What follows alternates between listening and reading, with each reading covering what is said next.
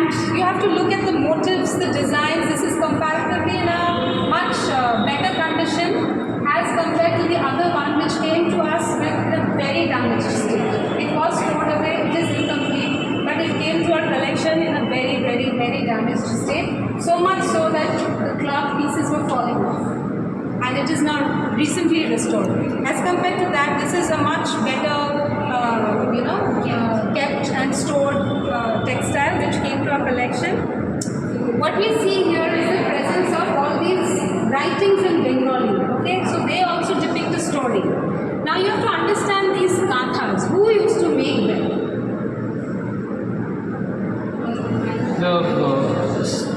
Which period of this?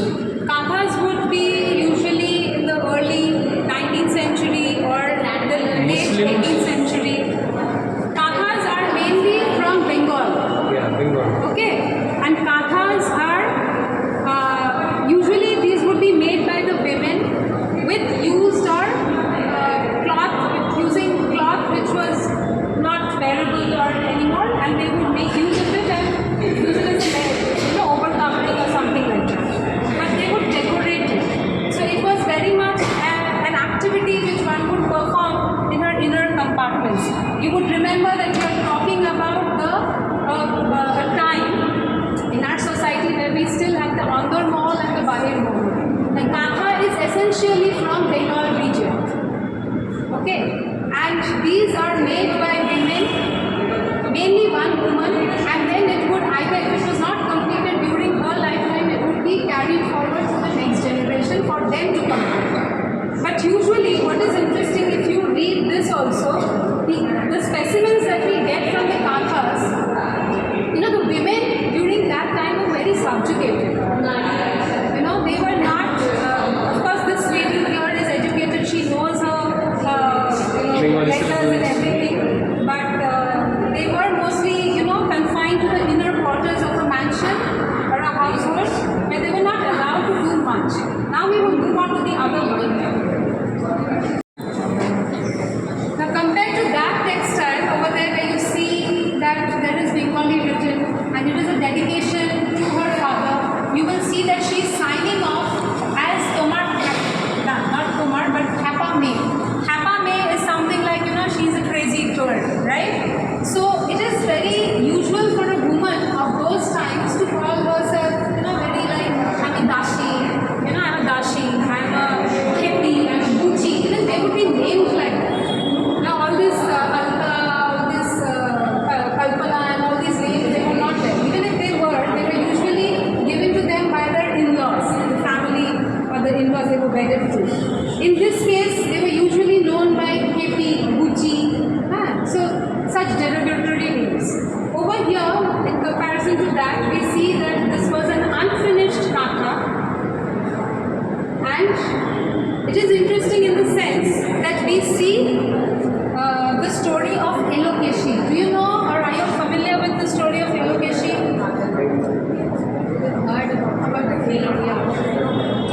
So Elokeshi scandal or the Tarakeshwar scandal of 1873 was a very, very scandalous event. Why? Because Elokeshi was a 16-year-old girl who had an extramarital affair with the Mahant of Tarakeshwar. And then her husband, who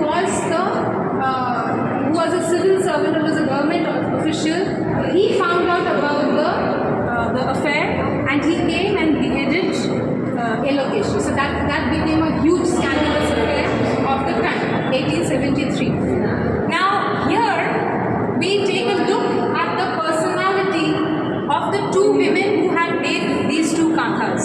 Now over there we look at a very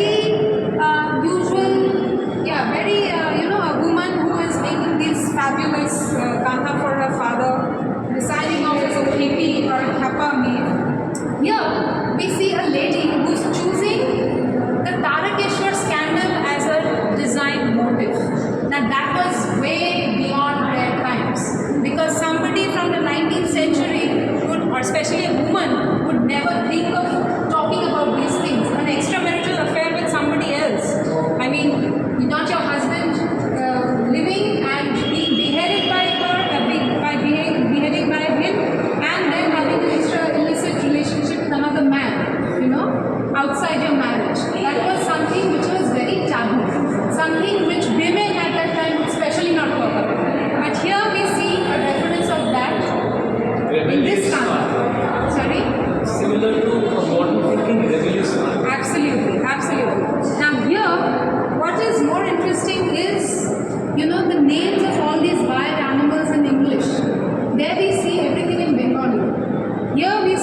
lady looking at the Western dog breeds, where we see foxhound, dachshund, or the English,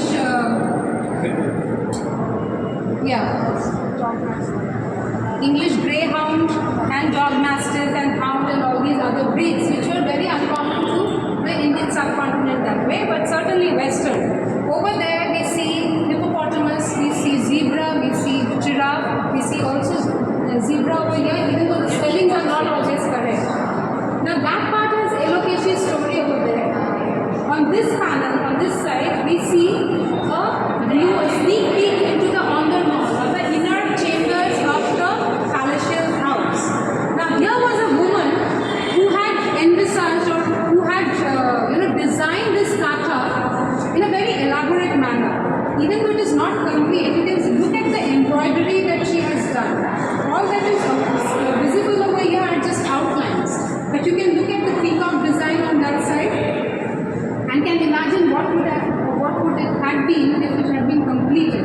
Okay, so here we see a panel where it is depicted about the women inside the inner compartments. Now these women are very affluent. Okay, they are wearing these very elegant shawls. They are carrying bukta. They are, there are references to Belgian chandeliers. Now that is something which tells us about the aristocratic background. She comes from affluent family, right? Where you have these Corinthian pillars. So these are not objects that one would see in regular homes. She certainly belongs to a very high class of the society. Not only that, the whole point of writing that in English is something which tells us about the woman who has made it. She is educated, and not just educated of knowing the Bengali script, she knows English. So she is educated in English. So certainly she had somebody, or a Westerner, which was also not uncommon, for a Western lady or a European lady to come and train her. Because remember, at that time, girls were not always sent to school, but sometimes the governesses would come and train them in various things. So she knows her geography well. She is aware of the current affairs during the time. She is looking at Elokeshi, and she is an assertive lady. She is somebody who belongs to a high class, who is not afraid to bring up a topic which is thought of scandalous or taboo, but she is also designing something which is like, even though this is a kantha, I would say this is a much modern way of looking at the kantha. The design itself is very much modern and beyond her times. Now all these stains that you see here were all black, stored very badly. You can see that now it has been restored, and we have a net covering on that so that it does not disappear away. Over here you see that these pieces that you see had come off, so they had to be stitched. So the whole idea of how these objects are also kept in a museum premise. Now you're getting a sneak peek into objects that come into our collection, but also it is a great responsibility to carry forward these collections to the future generations who would come and benefit from looking at these objects, because they hold the